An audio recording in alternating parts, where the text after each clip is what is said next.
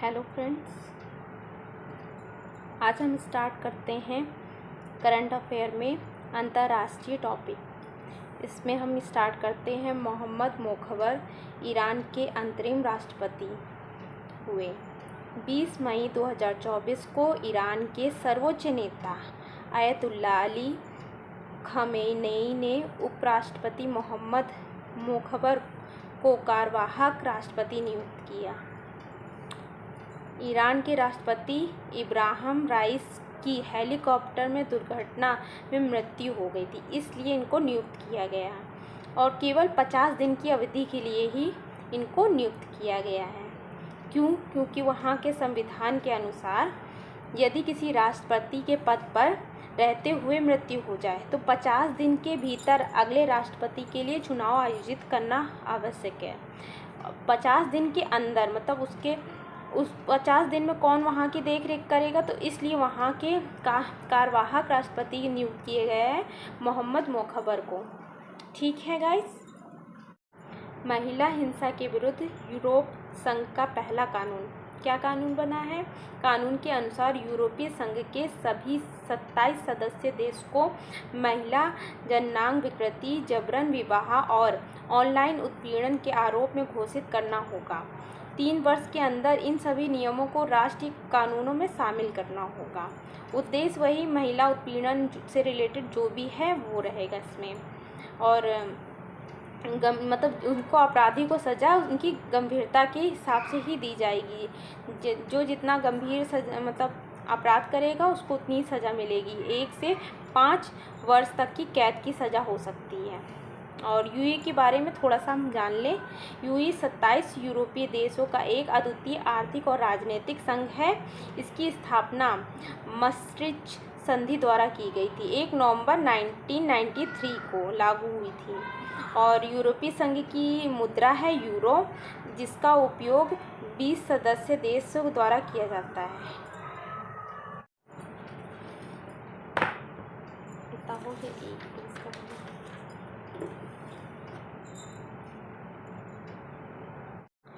Rotterdam में विश्व hydrogen सम्मेलन 2024 13 से 15 मई 2024 के मध्य नीदरलैंड के रॉटरडैम में विश्व हाइड्रोजन सम्मेलन का आयोजन किया गया है। इसका आयोजन सस्टेनेबल एनर्जी काउंसिल और नीदरलैंड सरकार द्वारा किया गया था। यह विश्व का सबसे बड़ा वैश्विक हरित हाइड्रोजन कार्यक्रम है। इसका उद्देश्य विश्व में हरित हाइड्रोजन तकनीकी एवं ईंधन के उपयोग को बढ़ावा देना है। इस सम्मेलन में भारत द्वारा पहली बार अपने पवेलियन का प्रदर्शन किया गया है। भारत के बारे में तो पढ़ना जरूरी है। भारत के नवीन एवं नवीनीकरण ऊर्जा मंत्रालय द्वारा स्थापित इस पवेलियन में भारत ने हरित हाइड्रोजन के क्षेत्र में अपनी प्रगति को प्रदर्शित किया है। यूए द्वारा 10 वर्षीय ब्लू रेजिडेंस वीज़ा का शुभारंभ 15 मई 2024 को संयुक्त अरब अमारात की कैबिनेट ने पर्यावरण संरक्षण और स्थिरता प्रयासों में महत्वपूर्ण योगदान देने वाले व्यक्तियों के लिए 10 वर्षीय ब्लू रेजिडेंस वीज़ा को मंजूरी दे दी। इसमें बस इतना ही पढ़ेंगे, हम इतना ही जानेंगे।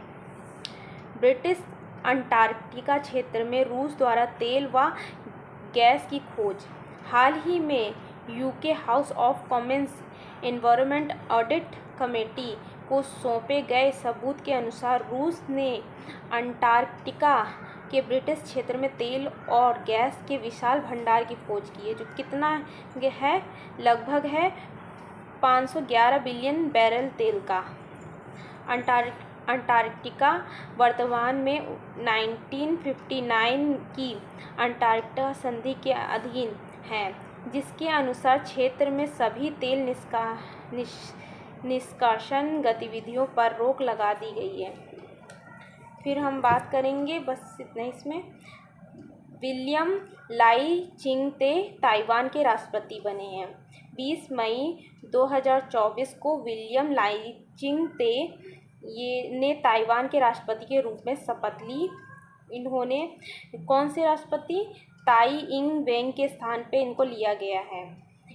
इस अवसर पर हसियाओ बी खिम ने भी उपराष्ट्रपति के पद में शपथ ली। अफ्रीका पर भारत अमेरिका वार्ता का दूसरा दौर। अफ्रीका पर भारत अमेरिका संवाद का उद्देश्य क्या है? विचारों और दृष्टिकोणों को साझा करना और अफ्रीका में एक साथ काम करने के लिए संस्थागत, तकनीकी और द्विपक्षीय तालमेल विकसित करने के तरीके तलाशना है। इसमें तय पढ़ेंगे, बाकी ये जानेंगे। वनों पर संयुक्त राष्ट्रीय फोरम UNFF का 19वां सत्र।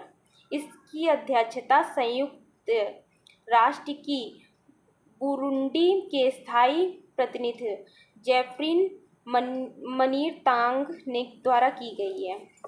वनों पर संयुक्त राष्ट्रीय फोरम UNFF संयुक्त राष्ट्रीय आर्थिक एवं सामाजिक परिषद के तहत एक निकाय है।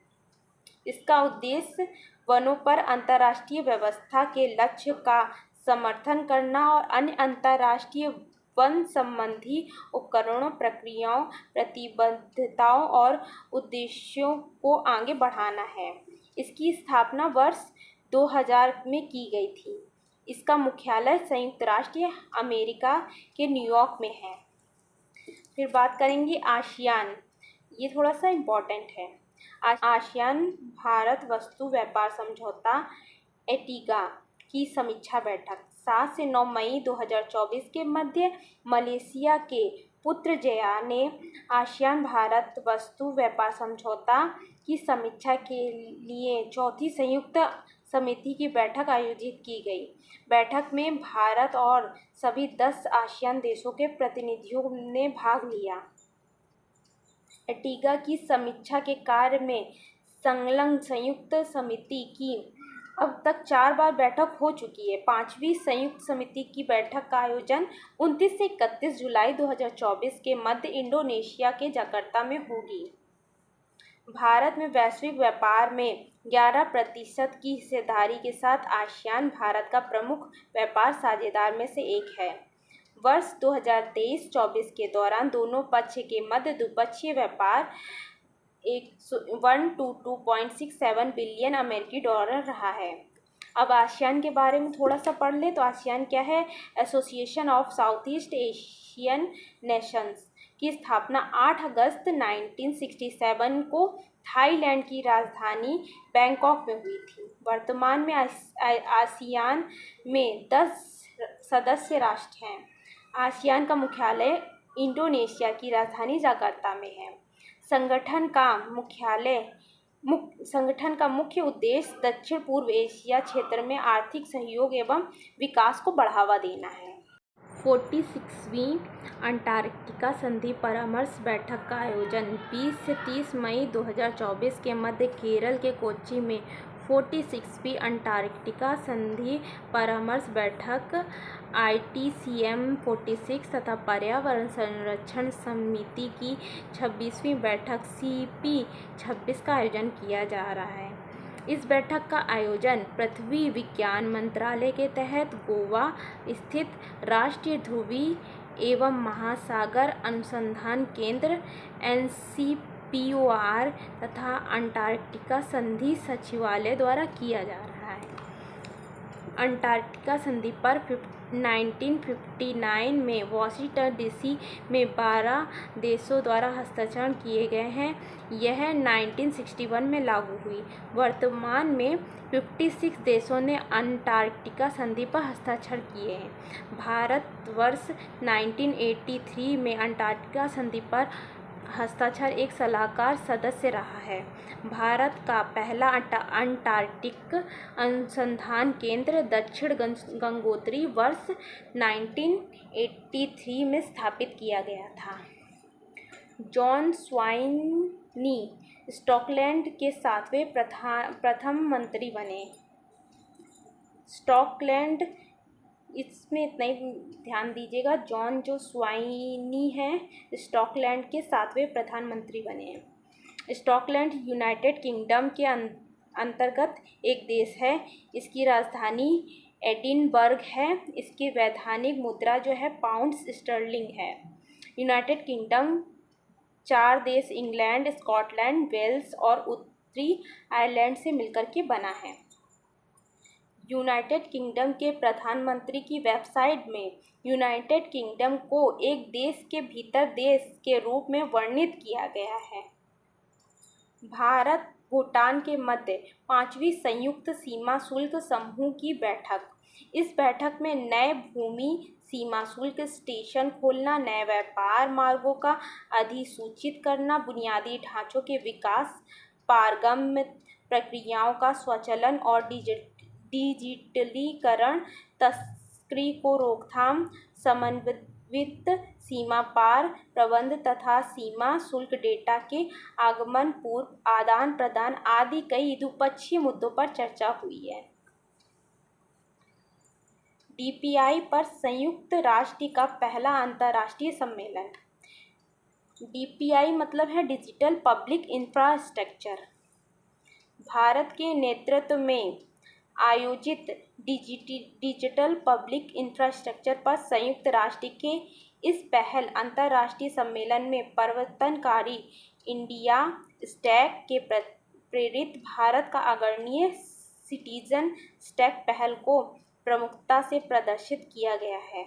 इस संबंध में भारत ने अपनी सिटीजन स्टैक पहल साझा की, जिससे अन्य देशों को अपने स्वयं के डीपीआई को समझने और विकसित करने के लिए प्रोत्साहित किया गया है। भारत एवं नेपाल के लेख परीक्षा संस्थाओं के मध्य समझौता। 2 मई 2024 को भारत और नेपाल के सर्वोच्च लेख परीक्षा संस्था SAI के बीच लेख परीक्षा के क्षेत्र में सहयोग और विशेषज्ञता के आदान प्रदान को बढ़ाने के लिए एक समझौता ज्ञापन MOU पर हस्ताक्षर किए गए। भारत के नियंत्रण एवं महालेख परीक्षा CAG गिरीश चंद्र मुर्मू एवं नेपाल के महालेख परीक्षक तोयम राय ने इस समझौता ज्ञापन पर हस्ताक्षर किया।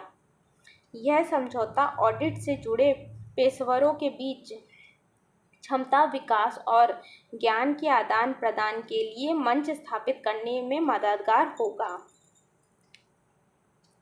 इतना हमने अंतर्राष्ट्रीय में कवर कर लिया है। अब नेक्स्ट वीडियो मैं जल्दी ही लाऊंगी। Like and subscribe. Radhe Radhe.